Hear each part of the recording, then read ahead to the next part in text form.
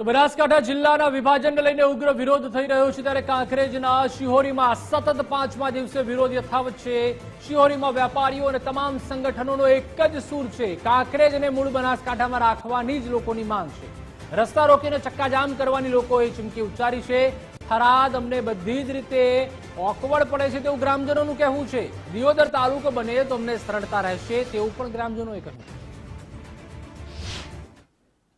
आज 4 દિવસ થઈ ગયા આવેદનપત્રો પણ આપવામાં આવ્યા છે મામલતદાર સાહેબને, પણ હજુ સુધી કોઈ રિઝલ્ટ અમને મળ્યું નથી। પણ આગામી સમયની અંદર 2-3 દિવસમાં જો રિઝલ્ટ નહીં મળે તો સરકારી કર્મચારીઓને પણ ઓફિસો પણ બંધ રખાવીશું અને આંદોલન પણ કરીશું અને રસ્તા રોકવા પડે પણ રસ્તા રોકશું, પણ અમારી માંગને સ્વીકારવી પડશે સરકારને। અને જો સરકાર નહીં સ્વીકારે તો અમે ચૂંટણીનો બહિષ્કાર પણ કરીશું। એક જ છે કે અમાને જે કોકરેજને થરાદમાં સમાવેશ કરાયો છે, અમારે બનાસકાંઠામાં જ રહેવું છે।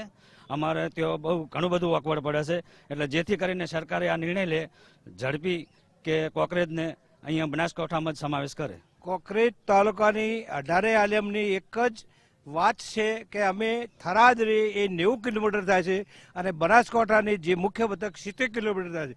એ દરેક લોકોની એક જ માગ છે, ગમે તે ભોગે અમને બનાસકાંઠામાં રાખો અને બનાસકાંઠામાં ન રાખો તો દિયોદર વડુ મથક કરો અથવા તો અમને પાટણમાં સમાવેશ કરવા દરેકની માગ છે। બનાસકાંઠા જિલ્લો છે એ એક બનાસ નદી ઉપર વસેલો છે, તો કાં તો અમને જે રીતે હતા અમે બનાસકાંઠા જિલ્લામાં એ રીતે અમે સુરક્ષિત હતા અને સારી રીતે ત્યાં કનેક્ટેડ હતા, તો અમને ત્યાં રાખવામાં આવે જેથી અમારે ઓકવડ અને અગવડ ના પડે અને સારી રીતે અમે બધા ત્યાં રીતે જઈ શકીએ અને અમારું કામ પણ સારી રીતે થઈ શકે।